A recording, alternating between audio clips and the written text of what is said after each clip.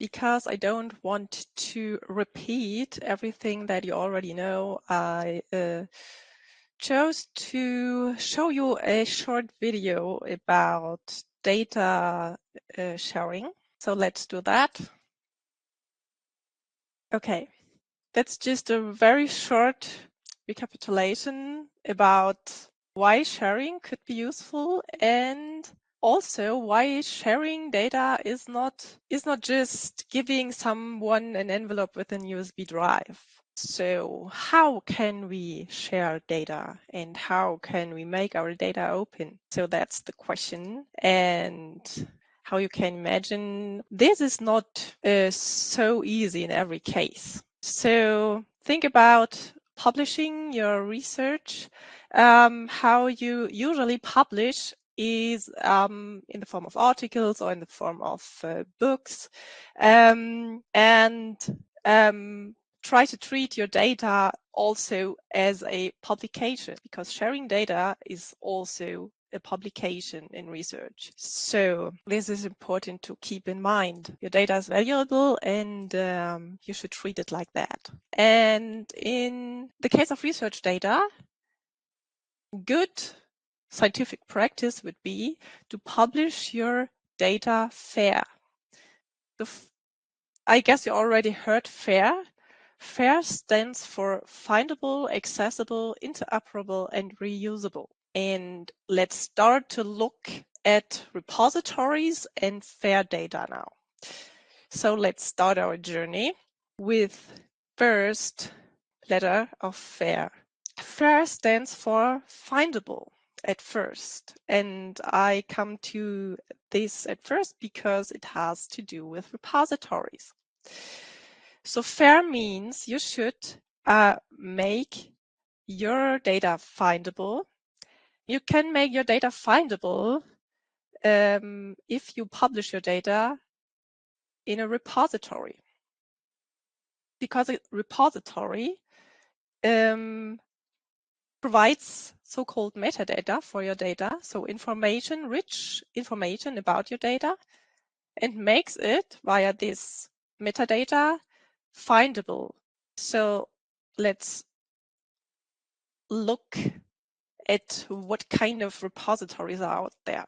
So I would say there are three kinds of repositories out there. There are at first subject-specific repositories that are these are online platforms that are specific for one subject in research. For example, the media rep that I mentioned here. So this is a repository for media studies, and we find very specific information about the data in the media studies here. Second, there are generic repositories that are globally available, and you can publish there from everywhere.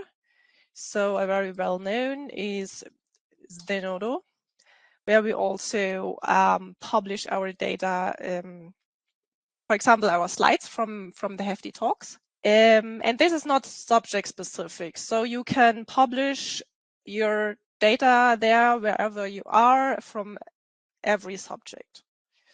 And third, there are so-called institutional repositories, which are basically also generic repositories. So you can publish there from every subject. But usually these kind of repositories are limited for uploads from people who are affiliated with this institution. So the data are accessible from everywhere, but you can upload only if you are affiliated with the institution. And one of these institutional repositories is DataUMR. And when I go on with my explanations about FAIR data and data publication, I'll often show you examples from DataUMR, which is the institutional repository of Marburg University. So we'll go here. So this is an example dataset from DataUMR. you can find this dataset via the so-called DOI, so the digital object identifier. I also posted this one in the chat. In the digital object identifier, I guess most of you already saw this, is kind of a persistent link to a resource in the internet, and as well as all kinds of research articles that you've ever published. Your dataset can get a DOI, and you can cite your dataset with this DOI every time. It will never change, and might make it findable. So you can make your data findable via a persistent link like a DOI. And usually, research data repositories provide such a DOI registration service, which is great. But you can not only make your data findable via citing it by yourself, but also via a rich metadata. So when you upload a data set to a repository, there's usually an upload template, and this template asks you a lot of questions, so about information about your data set. And if you give it to, if you provide this information, then your data set will be not only available, but also findable, for example, via searching machines or databases. So here I listed some common databases that you can use to search for open data. For example, this one. And let's look. If we enter this title of the dataset I showed you before, uncertainty of treatment, blah, blah, blah, blah, then the database will find this dataset, because it's not just uploaded in a social network or at a homepage, but because this dataset is published in a data repository. So here you can see the dataset, and here how the database can find this. And here you also see the DOI, this persistent link to the dataset. Cool. That's one important fact, or two important facts about findability of a dataset. So let's go on with FAIR. The second very important aspect of FAIR data is that the data is accessible. And this means that your data is not only findable, but it's also accessible for free, ideally. So as long as you are allowed to share your data with the public, your data should be accessible for free, so without any fees. And it should also be accessible in terms of, it should be possible to open your data. So accessibility is, in general, it means open access. You maybe know this term, open access, from articles or books. So make it openly available, and choose open data formats. So people can download and open your data. And which data formats are very good to be open access? You can find in here, for example. So these two links give you some information on how you can make your data formats open and your data accessible. So we'll go back to data UMR, to this example of a data set, and we can see, okay, here are all the files that belong to the data set. And these are in open formats, so people can open these files without any restrictions and without any license. And this is great. And some repositories also provide viewers so that you don't have to download this data before you can look at it. So you can look if it's useful for your purposes. And this is also only possible if you use open formats for your data. Because, of course, a viewer can only open software without licenses. Okay, cool. Third important aspect of fair data is that the data should be interoperable. That means that your data should have as much context as possible. So your dataset should be, for example, linked to every other resources that are somehow related to this dataset. I already mentioned DOIs, these persistent links.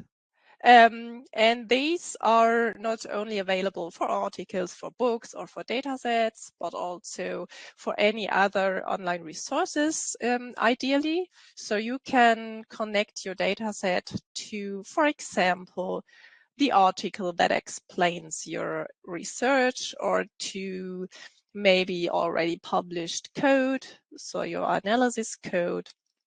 And you can connect all these resources that somehow belong to your research project and make transparent what you've done and give context. But there are also other identifiers, not only for resources in the internet, but also for persons. So maybe you already know ORCID. This is a person identifier. And with ORCID, you can make yourself findable in the internet. And it's highly recommended to register a ORCID for yourself as a researcher. And you can link your dataset via ORCID to your personal researcher profile. So people can identify you as the author of the dataset. Yeah. And we go back to the data UMR dataset example and see, as I already told you, here we do have also a registered DOI, and we also do have information about the authors of the dataset. And we click on it, we can find this information about the person, about the author of the dataset, including this ORCID I talked about. So we can have lots of context information about your dataset. And this has also to do with the last point, so the reusability. This is also about context. And reusable means that your dataset should provide context also in form of documentation. So people who are going to reuse your data need lots of detailed information. And remember the video we watched? Their researcher had not a lot of context information about the data. So she was very puzzled about the columns in the tables of the data set, for example. So a very detailed, useful documentation is essential for fair data sets. And you can provide this detailed documentation via a kind of abstract. So maybe you know this from articles or books. So you can write a summary about your data set. So what this data is about, how you collected the data, what's the context of the whole research project. But it's also really, really useful to have some explanations, detailed explanations about the content of the data itself. So if you do have any tables, for example, as it was the case in the video, then please provide explanations about abbreviations in the table, or about variables that are not intuitively readable. But reusability has also to do not only with describing your dataset, but also with allowing to reuse your dataset. And this is done via licensing. So in every good data repository, you do have the chance to pick a license for your dataset, so people can know how they can use your data, what they are allowed to do with your data. And the most common type of licenses is the so-called Creative Commons license. And you do have lots of options here in the Creative Commons license to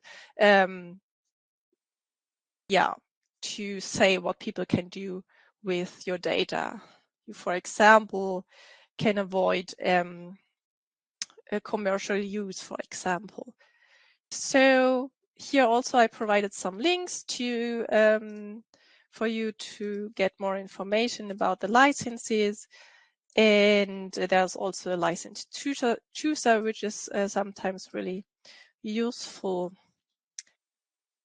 This is also, of course, useful for data sets you would like to reuse, not only for publishing your own data. And we can see, so this is again a screenshot from our system from Data UMR, and you can see that we have some license information here in the metadata of the dataset. So to sum up this short recapitulation of FAIR data, a research data repository forces you to provide enough information about your data to make your whole data set fair, findable, accessible, interoperable, and reusable. And this is great because lots of institutions, funding organizations, or journals want the researchers to provide data, and they also want to not only to the researchers to share data, but to share fair data. And why they want researchers to share fair data? UNESCO gives a really, really nice explanation about that. So I'll again share a very short video to get an idea about why it's important to share data. Okay, cool. So this was a short summary of the UNESCO recommendation on open science. And they talk a lot about how sharing data can be beneficial for the society. And the focus here is a lot of about natural and life sciences, but of course this is also true for the humanities. So think about like language recordings, or also scans of old handwritings, or even collections of literature. This is all data, and this is all valuable data that's worth publishing. So share your knowledge, share your data with colleagues and with the society. So this would be cool. Do you have any questions so far? I actually have a question. And I like we've had the FAIR principles in the previous talks as well. And I like the different perspectives on the principles. I think this adds to the understanding of it. And I can see you're a big advocate of open science. um, but I was wondering if um, the data always needs to be openly available and able to be to satisfy the accessibility criterion of the FAIR principles. Because like on the website for accessible, it just says um, the the users need to know how the data can be accessed, possibly including authentication and authorization, um, which some of the users might not have, or like there might be restricted access, or the researchers want to, um, have a say in who gets the data and who doesn't get the data, and all that kind of stuff. So yeah, does it always need to be openly available? Well, so first, I'm responsible for publishing at the Marburg University. So of course, this is my focus, yeah, to make things openly available for society. So this is the sense of publishing. But of course, sometimes there are restrictions. And this can be legal restrictions. So it could be that you don't have sufficient consent of the subject of your research project. So you have some sensitive data about, let's say, patients, and you are not allowed to share this data. So, of course, then you are restricted. But as I said in the beginning, it could be a possibility to share just a part of this data set. For example, the part that are that can be anonymized, or just some data that don't have to do with the patients themselves. It can also be that you are restricted by the size of the data. So maybe you do have terabytes or petabytes of data, and of course it's not so easy to upload a petabyte of data into the internet and download it again. So these are restrictions, and it would be ideal if you had a solution how to handle this. So if you think about where to store your data and how to structure your data, and how people can access the data if they are allowed to. And I guess that was the content of the previous talks already. So how you can make data well structured, and how you can store your data. These are things you should already plan before you start an experiment, and why you should definitely fill in a data management plan.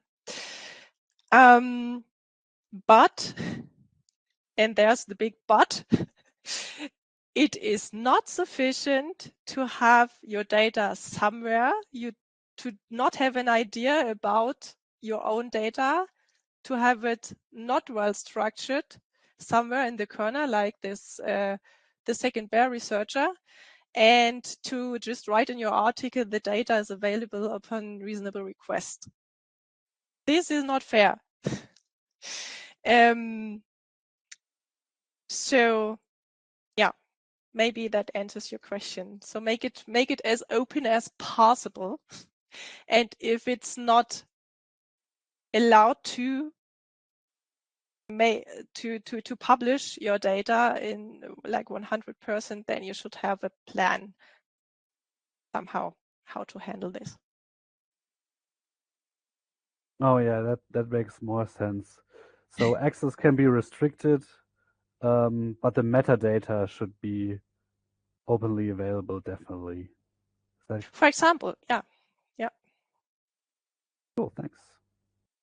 So there are different ways.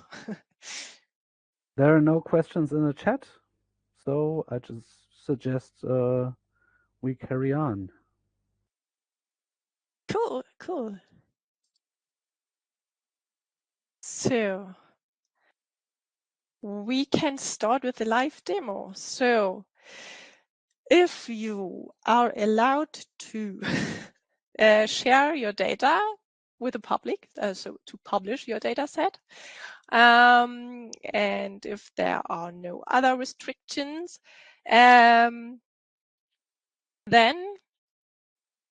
you should upload your data into a specific research data repository for the reasons I already mentioned, because in a research data repository, your data is findable and you are forced to describe your data set so it's fair. So I try now the screen sharing to show you the data UMR data repository as an example. And if this does not work, I do have some screenshots provided. So let's see. I guess this one is that works. the correct one. Okay, looks like a data repository, right? Okay, so this is our data repository from our university. We last week switched to a new software version, so it looks different. If you already know data UMR, it looks different to the old version, and we are still working on it. So we are still working on the system and providing more features step by step. And until now, it looks like this. And you are allowed to upload research data, as you can see here. So this is the publication type that it's made for. For my live demonstration, I'll switch to our test system because I can show you some more things there, and I can also publish my test data set to the test system, because I don't want to have a dummy data set in the data UMR production system. Okay, so I'll switch to this test system, and you'll see one difference.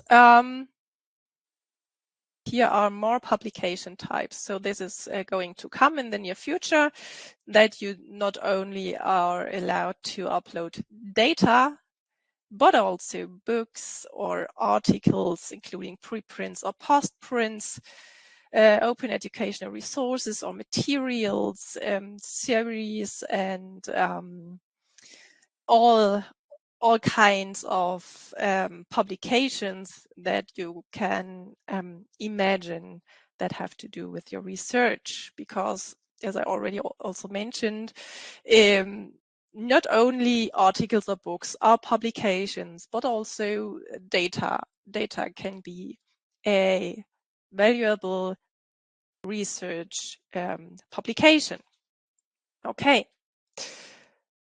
Is data UMR also available in English or just German?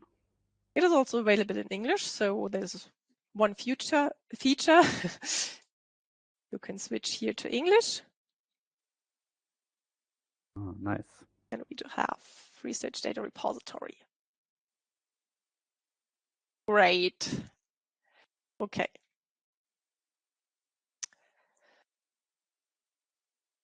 So, and in this research data repository, we can just look how this is organized. So usually data repositories are organized in communities and collections, as you can see here. So we'll click on that and we will find communities. You may know communities, for example, from Zenodo. I already talked about that HeFDI publishes all slides and materials in Zenodo, and HeFDI has its own community in Zenodo. And so we do have here communities that are organized after the publication type, and then sub-communities that are organized after the departments of Marburg University.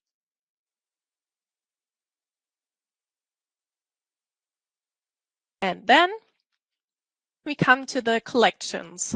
So collections, collect data sets that belong to each other somehow.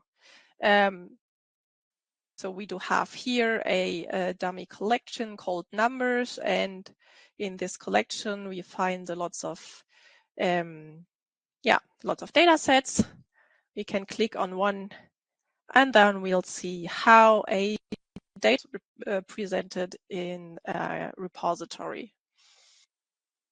So, and we can check if it's a fair data set. So let's see, we do have this data set openly available. So it's said here, I don't know, I can make it bigger. Here you can see this data set is openly available, it's open access. This data set is described in different languages. You can switch the language to see a summary of this data set. We do have lots of metadata, so information about our data set here. For example, about the authors. And we can click here, for example, on an author to get some information about the person who submitted the data set. We can find here some information. For example, what else did this person publish in data UMR? And we can also see the ORCID ID of this person, and it's connected to ORCID. So we can have some more information about this researcher. So we do have some information about the data, about the authors, and it's also interoperable. So we do have some links to other external resources. Yeah, you also can check the statistics, metrics about the data set, and check how people feel about this data set, how often they click and view the data set. So cool. Most repositories provide some information like this. We do have also some other information that could be useful, for example, funding organizations. These are also connected, so I can click, if I don't know the DFG, I can click on it. I can find some information about the Deutsche Forschungsgemeinschaft. And again, this organization is connected to a ID. This is another persistent link identifier thing. The RAR ID. And a RAR ID is basically an idea that identifies organizations. So again, we can click on the link and we'll get some information about this DFG. Again, an external resource. Okay, back to the data set itself. We can also see we do have open formats. The data, it's in open format. If we are lucky, we also do have a viewer for these open formats and can preview the data to decide if it's useful for us, if it's, if it makes sense to download the data. And there's a how you can cite the data set. So it's a suggestion how you can cite the data set, because some people are still a little bit unsure how to cite data. Okay, cool. So this seems to be a nice data set. Maybe a little documentation here, but we can do better. I'll now upload also a data set to this collection.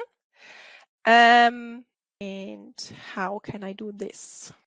Right, first, I don't have any option here to upload anything. So I'll try publish, and it says, okay, I have to log in before I publish something, because this is a institutional repository and I can just upload something when I am logged in and if I am a member of the university.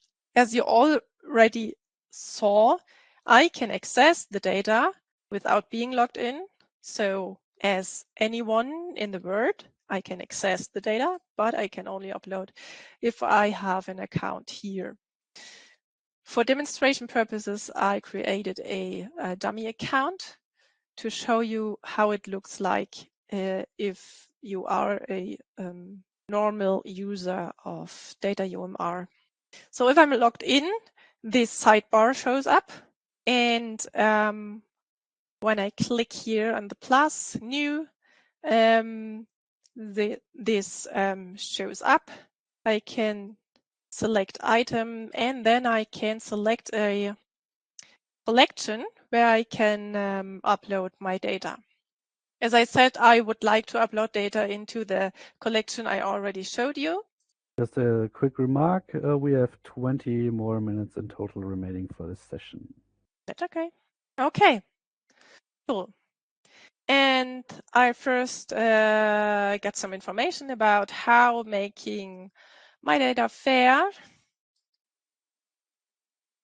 And the collection is already correct. And then I can upload some data.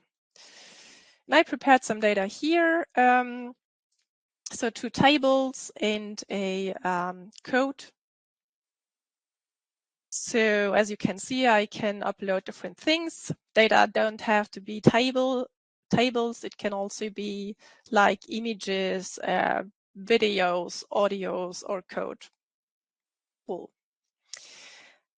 And I do have like the raw data of my experiment here. To give you a little like background, I'm going to upload a table from a survey. So the table looks like this. And I do have lots of columns here. And because my data set should be fair, I do have a second table here. And you see here again the columns that are described in this table here. So as you can see here, these abbreviations are explained in this second table. Okay. So, and because I made some statistics with my data from this table, I am also providing the code from the statistics in form of a Jupyter book. So this is all that I need for this data set. And I upload all 3 files. Upload is successful, and now I am going to provide information about my data set. I can connect authors, and I can write my name here, but I can also import authors. So if I'm already registered in the system, I can just search for my name and import my personal information.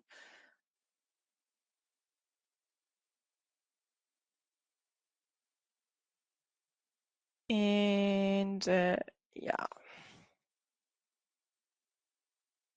I can also add more authors, so maybe another person authored this data set. if this person is not registered in the repository, I can import this person's information directly from ORCID. Cool. So I don't have the problem that I could misspell a name or that I don't know the ORCID ID. I can just import them. Cool, cool. So then I give the dataset a title, which is which should be a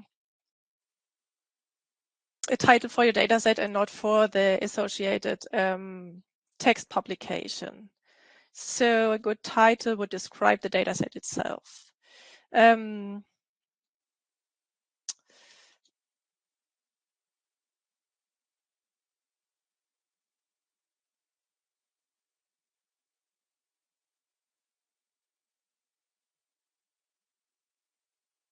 Okay, then I can choose my department.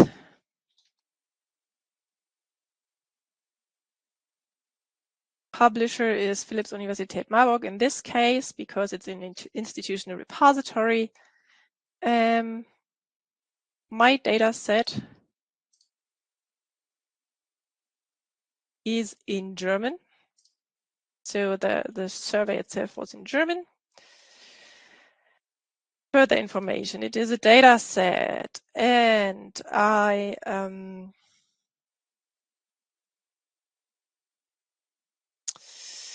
subjects or keywords, I can enter, make my data set better findable. I can also add a DFG classification to again make it better findable. And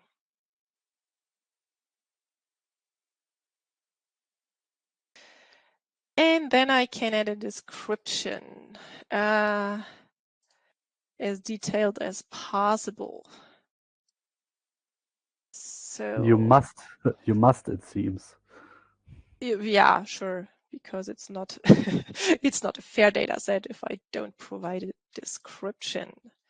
So this is my description in English, and because my data set itself is so the tables are in German, it makes sense to provide the description also in German. So I prepared a detailed description.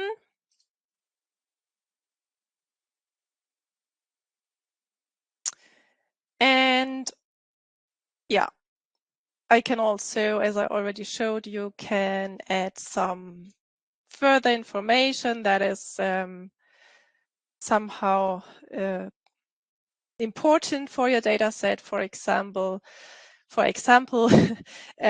funding organizations want to be acknowledged. And I can just,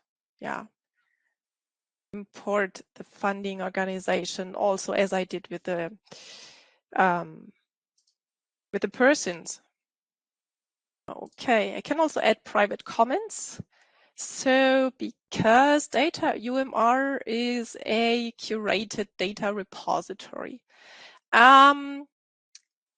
this means that when I click on deposit, this data set will not be available right after uploading, but a curator will check this data set first before publishing it.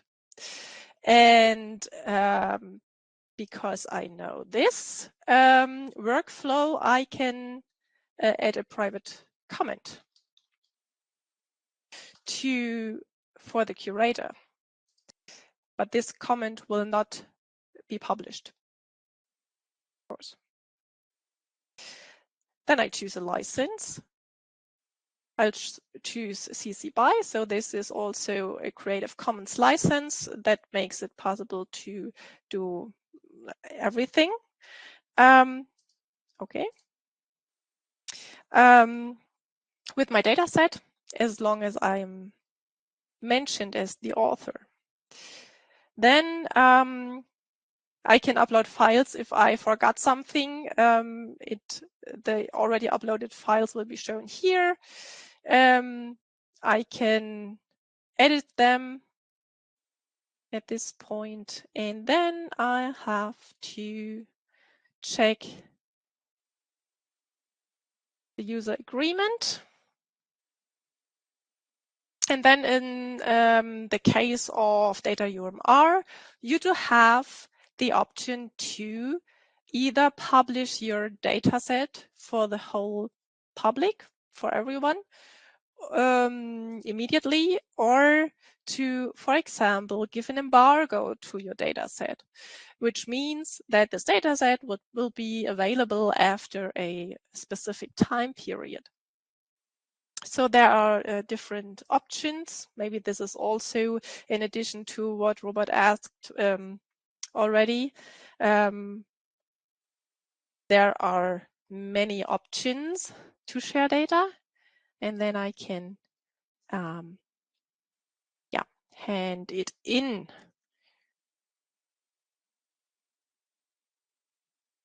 And after uploading my dataset, then in my dashboard, my dataset will appear. Here is my dataset that I handed in, and the progress will be shown. So this is still in the workflow, this dataset. It is not already published. I already prepared a dataset because this is a curated dataset. So an administrator, a curator of this data repository would now check if the description makes sense, if the files are in open formats, and also check the private comments if there are any questions or something that the curator could answer or help you with. And after checking the dataset, and if it's fair, then the dataset would be published by the curator, and then it's openly available. And an openly available dataset gets a green mark here, and I can view this dataset now, the published dataset. And it looks like the dataset we already checked. I pressed on the wrong. This is the dataset. Okay. This is my description in German and in English, and the data I provided, and my table with the raw data, the table with the explanations of the abbreviations, and my code. This was the live demonstration of data UMR. Do you have any questions?